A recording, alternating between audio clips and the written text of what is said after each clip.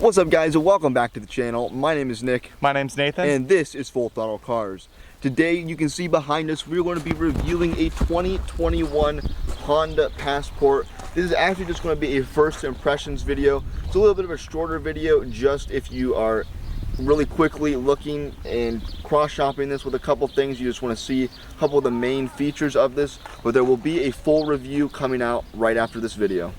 Alright guys, so this here model is equipped with the V6 engine. Taking a look under the hood, we've got the 3.5 liter V6 engine putting out 280 horsepower and 262 pound-feet of torque.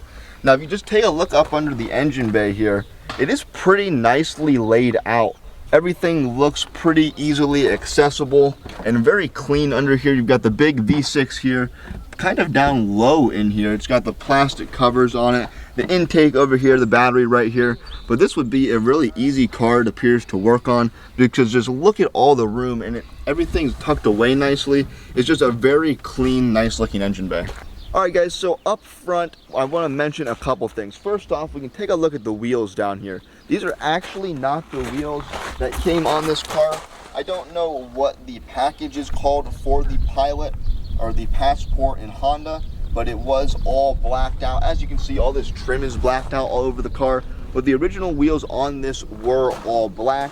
The owner decided she did not want all that black and decided to opt for these wheels instead, which I think these actually do look pretty good, especially with this darker gray on the inside and the more silvery finish on the outside. I do think it does go pretty well with this car.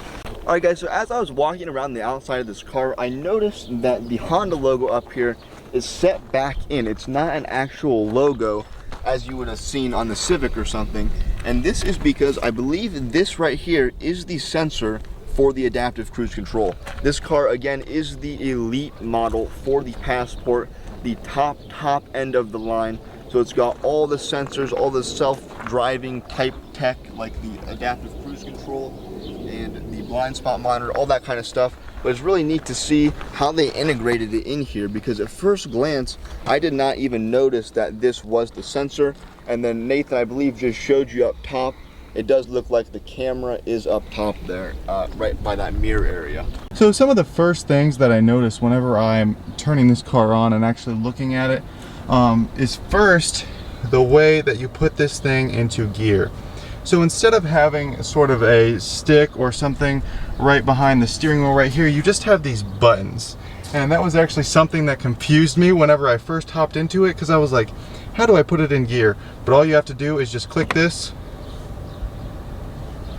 Oh, the door's open. So it actually will not let you put it in gear unless the door is closed. So let me click that again.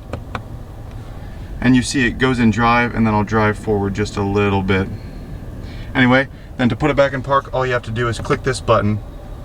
And now you're back in park. So that was just one of the first things that I noticed about this vehicle. And if ever you are in one of these vehicles, it's something new, different. I'm not sure if I really like that, but definitely something that should be noted in a first impressions video like this. Alright guys, so as we first take a look into here, you've got some very nice soft touch plastic here on the doors, leather wrap here, some nice piano black looking trim. Over here on the steering wheel, it's a nice heated steering wheel. You got some perforated leather here and leather on the top. One thing interesting that Nathan might mention here in the next bit when he goes over more of the features is you have the heated steering wheel button on here. This does have heated and cooled seats as well down here. And you got a wireless charger I see down there with a USB outlet, it looks like, as well as a 12-volt outlet. The seats are nice and leather, pretty comfortable seats. And again, this whole interior is basically all black. Here you've got this nice stitching on the dashboard, which again adds to that higher end feel, as this is the elite model for the Honda Passport. So this one is fully equipped with just about everything you could want.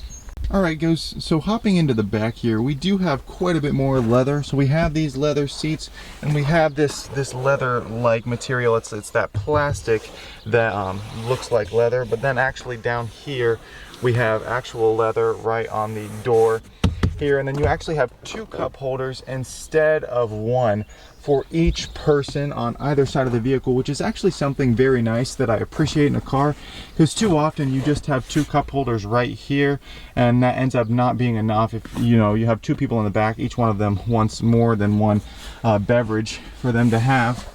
All right, and then so back here you have just some of your classical, you know, heating and cooling controls to keep your passengers comfortable. But then down here, something that is nice is that you have 2 USB ports and one 150 watt AC outlet. Looks like you turn that thing to turn it on. So that would be probably a safety feature right there. And then one of the biggest things that I want to mention whenever we're in here is that for these passengers in the back, they can bring up these shades. You can put that up and down, and it doesn't completely block out the view, but it just blocks out the sun nice enough so that you can stay comfortable on a really hot, warm, and sunny day.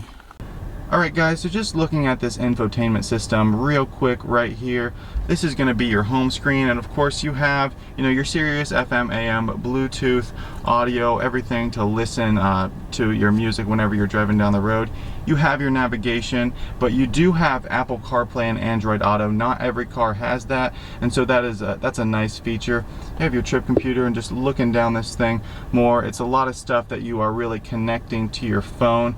You can click on your phone up here, and it doesn't really show anything right now because the phone isn't connected. But as far as this, that's really all there is to show about the system. Pretty simple, but definitely functional at the same time, and really with the times in terms of the technology that it has. Alright guys, I hope you enjoyed this video. If you did, please be sure to drop a like and hit that subscribe button. We will soon be coming out with a full review of this car. Might not be next week, but within the next couple weeks we will try to get this video out to you. So if you are considering this car or just want more content, you can find out much more in the full review. Bye guys.